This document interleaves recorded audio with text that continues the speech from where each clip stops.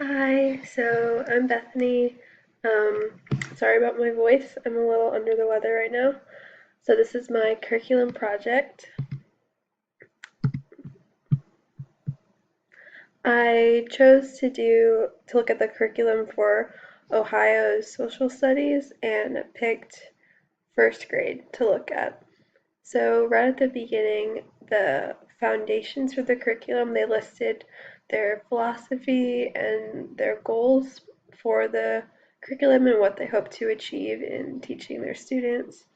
So there was this quote, which was their goal, that says, "The aim of social studies is the promotion of civic competence, the knowledge, intellectual processes, and democratic dispositions required of students to be active and engaged participants in public life." So they aim to um, raise good citizens as well as teaching them about the history and the world around them. And the social studies curriculum sets high expectations, provides strong supports for social studies achievements for all students. It represents social studies knowledge and skills to make a successful transition to post-secondary education. The workplace and civic life are informed by national standards. It aims to balance knowledge, conceptual understanding, and skill development, and addresses significant understandings that are the basis for sound decision making as citizens. So this is outlining their goals to make well-informed citizens that will do well not only in elementary school but also moving on to high school, middle school, high school, college, and later in life during their jobs, and creating good citizens that understand the world around them and can be well-informed people. Continuing on with the foundations, the way that they created these standards was first they were revised. The 2010 standards were revised in 2017.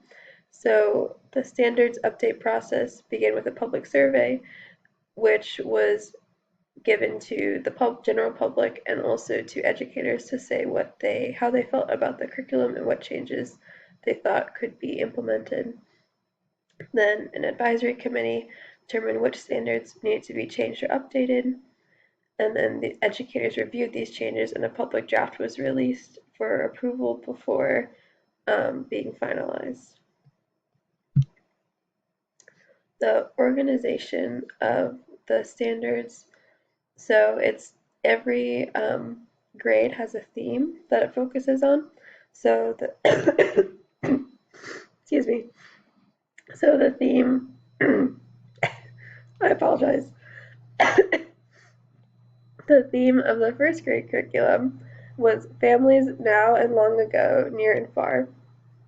So this focuses on students learning about families from long ago and also in other cultures around the world. And they also learn about maps and government structures.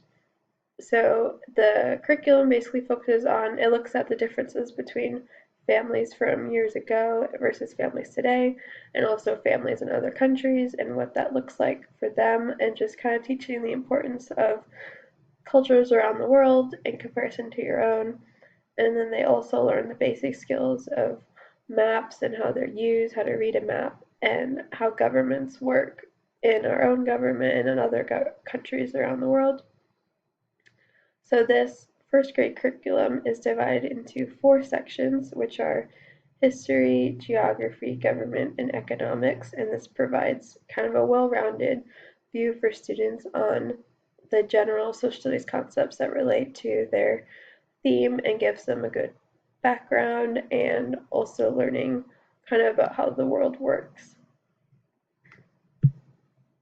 So these are the 4 different strands: history strand, geography strand, government strand, economic strand, and they each have 2 sections with content statements.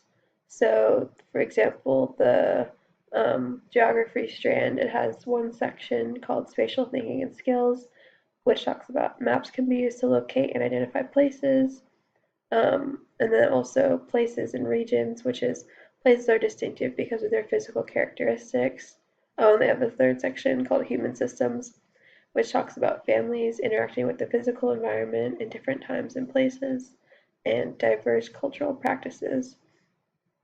So these three all relate to geography and how places affect families and also the physical makeup of the region and how maps can be used to help with this. So there's 4 sections and they all have these little benchmarks for learning. The course elements, so the different content areas, they all have content statements that relate to the topic being learned, as we just saw in the picture. In regards to 21st century concepts, the students will learn about geography and maps of the world from today, as well as in the past, but specifically for today. They will learn how to be fair to others, work towards the common good. They learn about currency, how people produce and consume goods in the community, which is a super valuable skill for students to learn the importance of money and spending money and how the world works. For applications to real life, learning how to use maps and currency are both very valuable skills. We're we have it easier today. We don't always need maps because we have Google Maps on our phones, but it's still important to know why maps are important and also how they can help us when we're lost and how to find places, and also how they have helped people um, for hundreds of years in being able to discover new places. It also works to develop attitudes of understanding the world around them and the community, and works to help students become better citizens in their daily lives and um, learn how to respect the world around them and help their community and be good citizens. The assessment elements, it does not explicitly say in the curriculum how to assess student learning, but I think the teacher could easily come up with some assessments. So some summative assessments for the unit could be in the forms of midterms, final standardized tests. Midterms and finals aren't as common with younger grades like first grade that I'm looking at, but they will still have standardized tests. And I think the more effective assessments would be some like more informal formative assessments, like quizzes, exit slips, some group projects, worksheets, class activities.